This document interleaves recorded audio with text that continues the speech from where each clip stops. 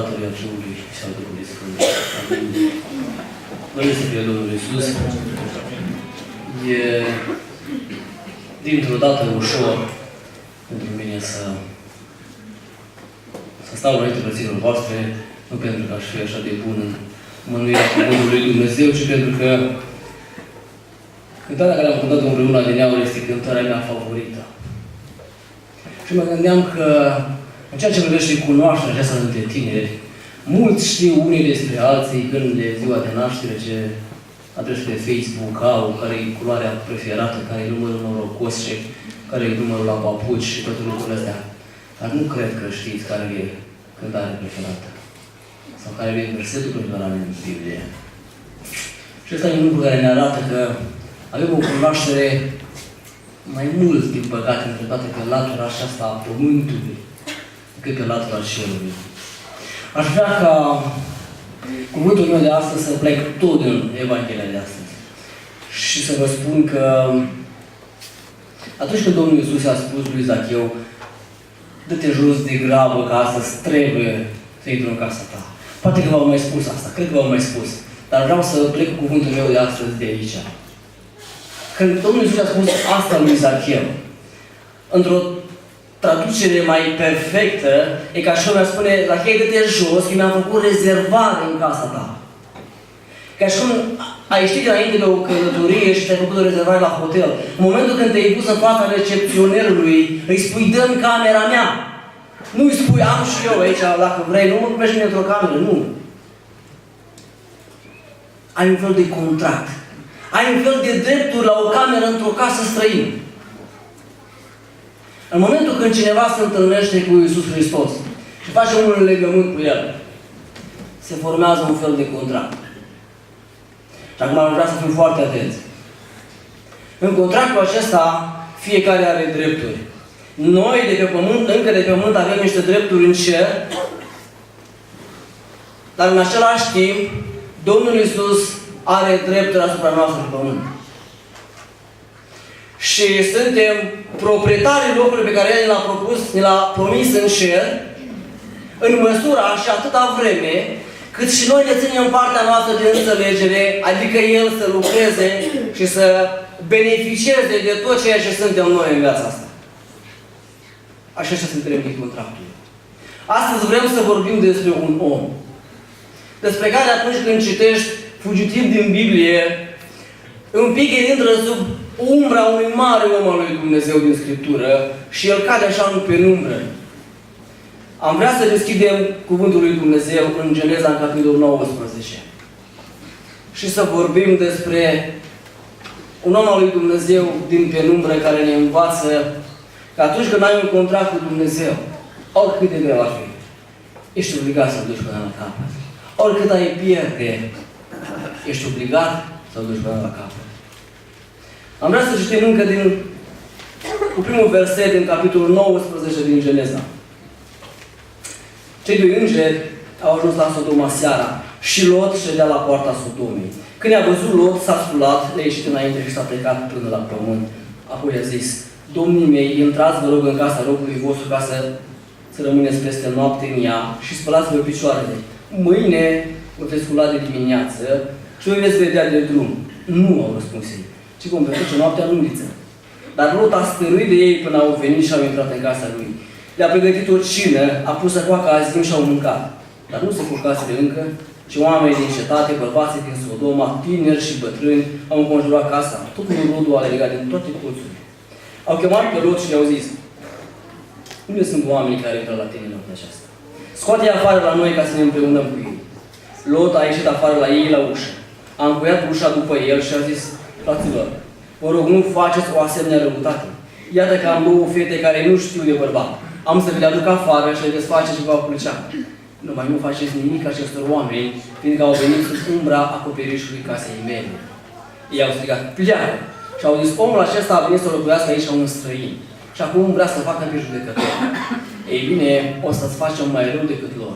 Și împingând pe Lot cu sila s-au opriat să spargă ușa. Dar bărbații aceia au întins mâna, au tras pe Lot înăuntru la ei în casă și au încuiat ușa. Iar pe oameni care erau la ușa casei, i-au lovit cu orbire de la cel mai mic până la cel mai mare, așa că degeaba se trudeau să găsească ușa. Bărbații și i-au zis lui Lot, pe cine mai ai aici?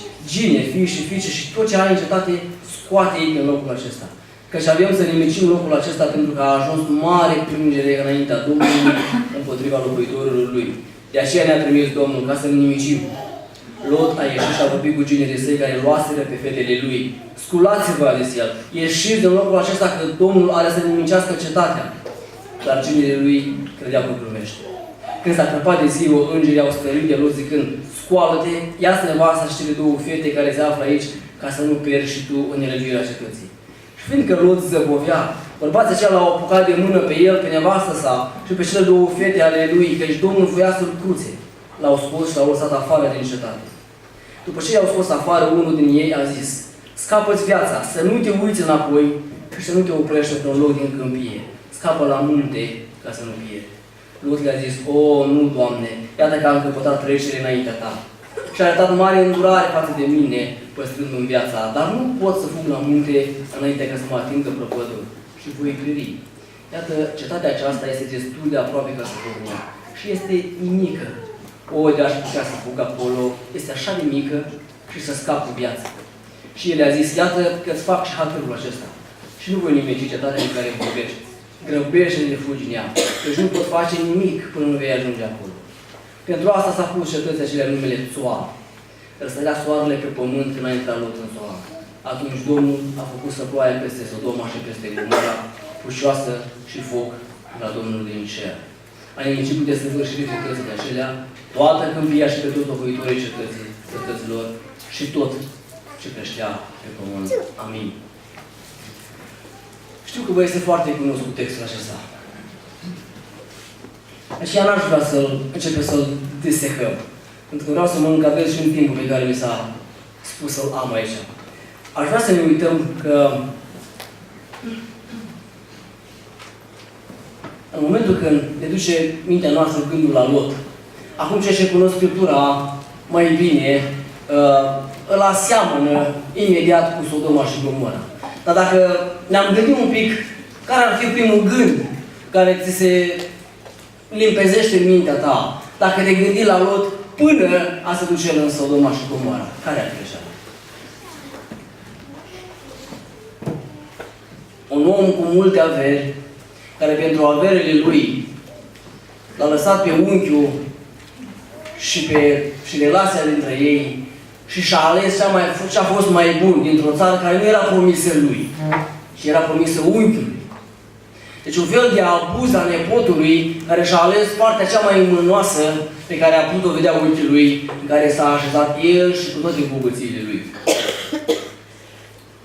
Ceea ce este interesant e că în momentul când Lot iese din Sodoma, iese numai împreună cu soția și cu fiicele. Și Scriptura nu ne mai spune nimic de șerezile și de turmele și de robii și de toate averile lui. Asta n-ar trebui să ne scape vreodată din vedere. Și ne mai spune Scriptura aceasta că acest Lot, ne spune în 2 Petru că își chinuia în fiecare zi sufletul în locul acela. A venit o vreme în viața lui Lot când s-a transformat. Când în viața lui n-a mai contat câmpiile mănoase și nici cirezile. Și când în viața lui el și-a dat seama că sunt lucruri mult mai importante și pentru că hotărârea și pentru că acest contract între el și Dumnezeu, unchiului său, să fie valabil, va trebui ca el să aibă o altă atitudine în relația lui cu Dumnezeu. Și vrem să vorbim despre 3 atitudini pe care le găsim în textul acesta. Și prima atitudine este atitudinea lui Lot față de situația din Sodoma. Poate că ne gândim, oare ce atitudine am putea noi avea în lumea aceasta? Și în prezentul în care trăim. Oare în prezentul în care trăim mai e necesar să fii într-un fel, altfel, în lumea aceasta? Adică știm cu toții cât de rea era Sodoma. Știm cu toții. Și cât de important era ca Lot să fie altfel. Și asta știm. Acum, întrebarea care se pune logic e, sunt nevoi aproape la fel de mari în vremea noastră. Vreau să vă spun că în ieri de Crăciun am fost vreo 3 zile acasă la ei mei și mi-au povestit că pe o străduță care coboară așa într-un fel de groapă în satul unde am crescut, 3 case aproape consecutiv, am mai întrebat ce mai fac vecinii. Și a zis, vecina cutare are un bărbat care toată viața lui a fost un mare bețiv. Are un fișor care a călcat pe urme și casa ei, grădina ei iese în câmp direct. Și spune că câteodată, povestește ea, îmi vine să ies în fundul grădinii și să urlu cum urlă lupul. Chiar vecine cu ea, sunt 2 oameni bătrâni acum, care îi cunosc din tinereța mea, care aproape fiecare zi veneau la noi. Mai căpătau ceva de mâncare, mai aduceau câte o veste cum zicea bunica, era un fel de poșta satului. Și el era orb, acum a orbit de tot. Și ea nu se mai putea la un moment dat da nici jos din pat. Și a sunat într-o zi pe mama și i-a zis: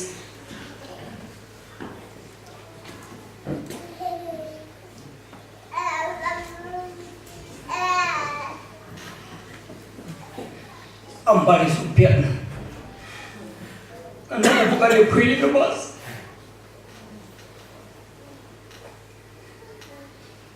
Sunt nevoi în viața aceasta care nu ține de ceea ce ne-am obișnuit și eu cred într-un fel că ne-am obișnuit prost. Și misiunea noastră ca și creștini și ca și ostași este să spunem oamenilor despre Dumnezeu, despre Dumnezeu. E adevărat. Dar sunt și oameni care au banii sub pernă, dar nu au pe masă o bucată de pâine. Și să știți că partea aceasta face parte din contractul nostru.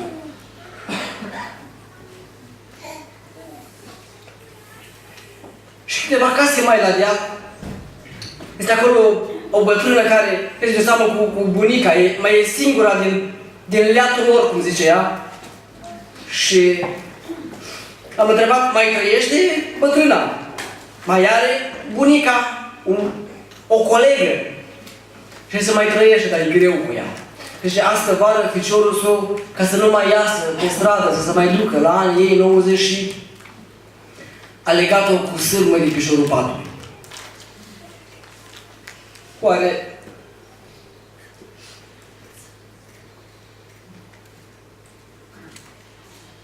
or mai fi în lumea așa fără nevoi? Oare dacă n-auzim despre o casă, despre o localitate că e plin de homosexuali, așa cum ne spune Scriptura aici despre Sodoma, oare în mintea noastră de creștini se mai trage acel semnal de alarmă că este o nevoie de împlinit?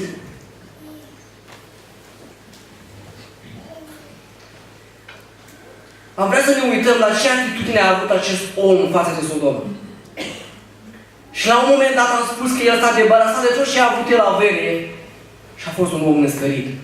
Probabil că născăritul despre care am auzit astăzi în Evanghelie era un copilaș, pe lângă ce avere a avut Lot. Și la un moment dat, el a înțeles că nu-i asta calea și relația lui adevărată cu Dumnezeu. Și textul ăsta ne spune că la clădirea Siriei era la poarta cetății. Și acum ar vrea să fim foarte atenți. Ce să caute un om care știe în ce conjunctură, ce context trăiește? Care știe că toți vecinii lui n-ai cu cine schimba o vorbă duhovnicească. N-ai cu cine, fapt. Și n-ai nicio plăcere să privești faptele lor și nici să intri la sfaturile lor. Și ce să cauți în lista cetății? Ce să cauți?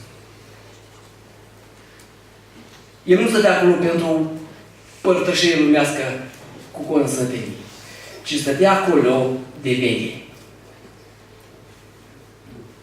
Și ne spune textul acesta că la căderea Siriei acești 2 îngeri au ajuns la Sodoma.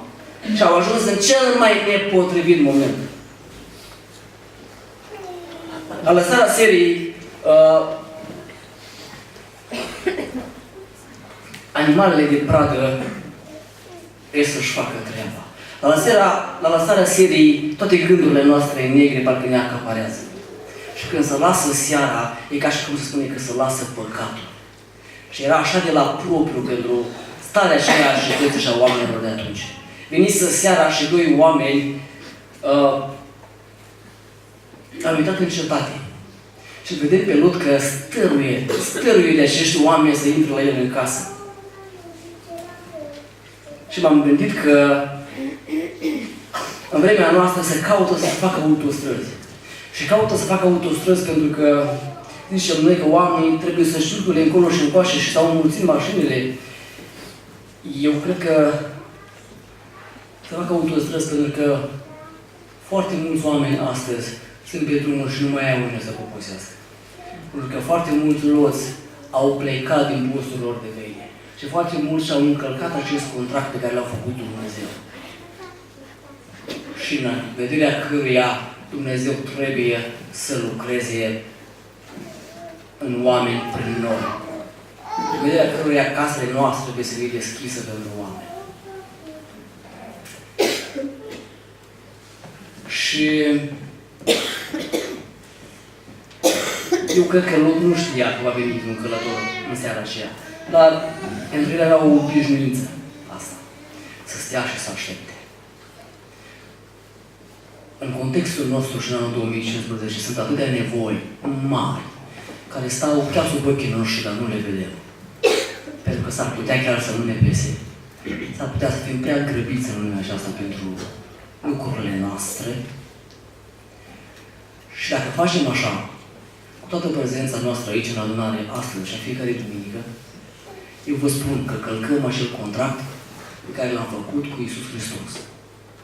Și noi ne dorim ca într-o zi să invadăm împărăția, dar în vremea aceasta noi nu uităm nicio părticică din noi, în afară aceste 3 ceasuri de adunare, poate și ceva liturghie dimineața. Dacă mergem așa și respectăm acest contract în felul acesta, eu vă spun că nu o să căpătăm această împărăție. Al doilea lucru despre care vreau să vă vorbesc este atitudinea oamenilor în Sodoma față de Lot. Cum erau oamenii ăștia față de Lot? Spune foarte clar versetul acesta că bărbatul acesta, omul acesta a venit să locuiască aici ca un străin, ca un venit și acum face pe judecătorul. Oamenilor lângă care trăim și care sunt în starea lor, nu o să ne placă niciodată pocăința aceasta, sau mai bine spus, cu cât e mai reală pocăința din viața noastră, cu atât mai neplăcută va fi prezența noastră înaintea lor. Pentru că viața noastră curată, dincolo de cuvintele noastre, îi arată păcatul lor murdar. Și de asta nu ne place. Atunci că să scuze, tu, veneticule, ai venit să faci pe judecătorul aici? Lucruri grele, lucruri aspre. Dar noi nu la asta trebuie să privim. Și să ne gândim, să avem în minte totdeauna obligațiile noastre față de acest Iisus Hristos, care ne-a mântuit și pe noi de aceeași stare ca și ei. A treilea lucru, atitudinea lui Dumnezeu față de Lot. Care este atitudinea lui Dumnezeu față de Lot? Prima dată ne spune textul că îl trage la altă post. Asta face Dumnezeu. Atunci când ești în misiune, când ești în cel mai rău și periculos loc, când toată cetatea se scoală împotriva ta, nu ești singur. Spune că oamenii aceia l-au tras înapoi. Și vreau să vă spun un lucru minunat. Ce l-a tras pe Lot, toți ceilalți au fost vorbiți cu orpire. Și știți ce? Între Lot și casa lui și toată cetatea care era oarbă era o ușă. Între toți oamenii acestei lumi și noi care zicem că am fost trași înăuntru de Duhul lui Dumnezeu, de lucrarea lui Dumnezeu, este o ușă. Această ușă este Iisus Hristos. Și cine nu intră în această ușă, sau cine nu-i tras în această ușă, nu poate să viseze la salvare. Al doilea lucru pe care îl face atitudinea lui Dumnezeu e că îi poartă de grijă ție și la toți. Pe cine mai e aici? De cine îți mai pasă? Fratele meu și sora mea în cetatea ta. De cine îți mai pasă? Bun, s-ar putea să nu te creadă vecinite, nici prietenii de la școală. S-ar putea să spună că-ți basme, așa cum mi-a zis, viitorul lui Gine. Dar n-am mai apucat să fie Gine. S-ar putea să spună că-ți basme. Dar tu ți-ai făcut treaba ta. Pentru că Dumnezeu, când are un plan cu tine și când a scris pe tine că ești salvat, atunci El te trage, atunci El te mână și nu numai că te mână. Deși El te-a dat o poruncă, tu te scapă la munte. Ca să fie sigur că te scapă, îți face și un hatăr. Îți lasă o cetate din câmpie, chiar dacă e mică și se numește țoară. Ți-o lasă ca să scapi. Avem un Dumnezeu care nu numai că își îndeplinește partea lui de contract, ci cu prisosință vine și cu niște clauze în favoarea ta. Că să lasă și o cetate mică mai aproape ca să fii sigur și în neputința ta să știi că El nu vine și nu trimite prăpădul până n-ai scăpat. Așa este Dumnezeul nostru care s-a legat cu noi pentru noi. Și vreau să închei spunând, avem o obligație față de El, nu neapărat și nu dincolo de ceea ce ne-am legat noi cu gura și cu limba noastră. Avem o obligație de bun simț, ca să zic așa, față de cât de corect, de cât de perseverent și de mână tare și puternică vedem împlinind de El partea Lui de contract. Trebuie și noi să ne toată silința. Că suntem mici, că suntem calot, că suntem și noi cu tot felul de neputințe, așa este. Recunoaștem înaintea Lui Dumnezeu. Dar pentru fiecare dintre noi este aproape o cetate mică în care putem scăpa, care e pus acolo special pentru noi. Și cetatea aceasta mică, știți ce, fraților, ține de noi să o avem. O cămăruță mică undeva, un loc undeva în casa noastră, unde să trai zăvod și să te pleci pe genunchi înaintea Lui Hristos. Acela e țoară din casa ta. Și dacă facem în casele noastre tot felul de băi, cu jacuzzi, cu nu știu ce, poate ar fi bine să începem să amenajăm în casa noastră și un loc ușor de acesta. Acolo stă puterea în respecta contractul cu Hristos. Să-L fie Domnul.